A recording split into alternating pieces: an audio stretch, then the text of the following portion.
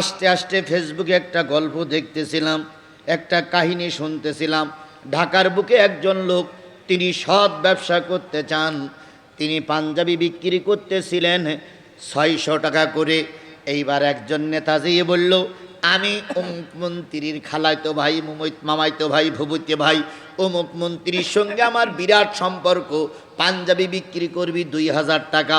ওই লোকটা বলতে চাই মানুষের ঠকাবো না, কারণ আমার পাঞ্জাবি 400 টাকা বানাইতে লেগেছে, 600 টাকা বিক্রি করলে আমি 200 টাকা লাভবান হব। এই লোক তখন হুমকি দিয়ে বলতেছে, অমুক মন্ত্রীর সঙ্গে আমার বিরাট সম্পর্ক, যদি তুই আমার কথা না শুনিস তোর ব্যবসায়ী করতে দেব না। ওই সৎ লোকটি বাধ্য হয়ে দেশের ব্যবসা বাণিজ্য বাদ দিয়ে বিদেশে চলে গেছে। তাহলে যেই গ্রুপের লোকেরা 600 টাকার পাঞ্জাবি 2000 টাকা বিক্রি করার জন্য চাপ সৃষ্টি করে, ওরা সুযোগ পাইলে দেশটারে আস্ত গিলে ফেলবে।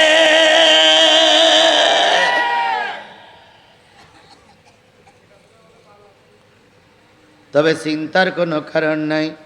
হযরত শেখ হাসিনা রহমাতুল্লাহ আলাই, উনি কিন্তু থাকার জন্য অনেক চেষ্টা করেছিল। কথা বলেন ঠিক না বেঠিক? উনি প্রায় মঞ্চে দাঁড়িয়ে বলতেন, আমার কেউ তাড়াতে পারবে না, তাড়ানোর মতন শক্তি নাই। বাইরে কোনো রাজনৈতিক দলের নেতারা শেখ হাসিনারে তাড়াইতে পারি নাই। সাধারণ জনগণের তাড়া খেয়ে শেখ হাসিনা কুকুরের মতন পালিয়ে গেছে, দুপুরবেলার খাওয়া জুটিনি। আবার শেখ হাসিনার মতন স্বৈরাচার হয়ে যদি কেউ মাথা উঁচু করে, উনি হয়তো কাপড় পরে পালিয়েছে, আর তোমাদের কাপড় পর্যন্ত জনগণ খুলে নেবে। সাদাবাজির ঠাই বাংলার জমিনে হবে না। এই আমার সঙ্গে আপনারা কি একমত? চাঁদাবাজি করব না, চাঁদাবাজি করতে, সবাই মিলে বলেন, চাঁদাবাজি করব না, চাঁদাবাজি করতে দেব না। 18 কোটি মানুষের ভিতরে হিন্দুরা আছে না নাই? 9 কোটি ভোটারের ভিতরে হিন্দু ভোটার আছে না নাই? তাহলে হিন্দুর বাড়িতে আপনি চাঁদাবাজি করবেন কেন? চামড়া খুলে লবণ দেবো, একদম একদম চোখ তুলে বলবো। উনিও নাগরিক, আমিও নাগরিক। কথা বলেন ঠিক না ঠিক? ওনার ব্যবসা করার অধিকার আছে, আমারও ব্যবসা করার অধিকার আছে। তুমি কাজ করে খাও, চাঁদাবাজি করতে দেবে না। চাঁদাবাজি করলে হাত কেটে দেওয়া হবে।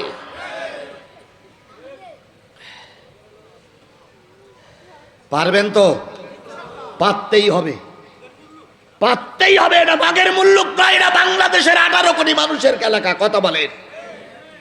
আপনারা চাঁদাবাজি ধরে কোর্টে নিয়ে যাবেন, অ্যাডভোকেট গাজী এনামুল হক ভাই আপনাদের পক্ষে ওকালতি করবে, রোকনুজ্জামান ওকালতি করবে, আমরা আপনাদের সহযোগিতা করব। কারণ আল্লাহ বলতেছে, চাঁদাবাজি যারা করবে তারা যাবে জাহান্নামে।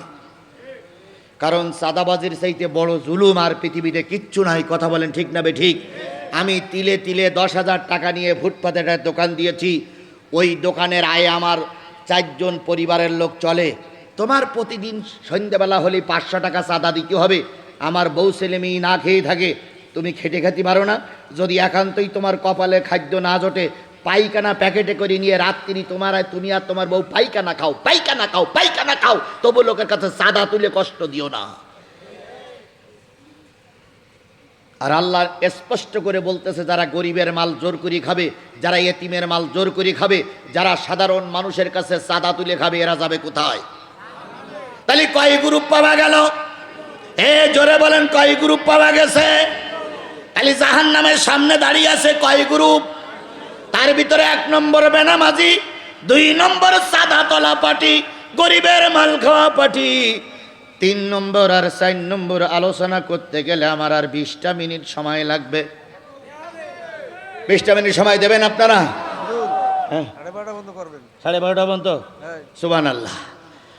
12:30 পর্যন্ত যদি কেউ না থাকে তাহলে আমি 1 লাখ লস করবো। থাকবেন তো ইনশাল্লাহ? থাকবেন তো ইনশাল্লাহ? কারা কারা থাকবেন একটু হাত তুলে দেখান তো, কারা কারা থাকবেন?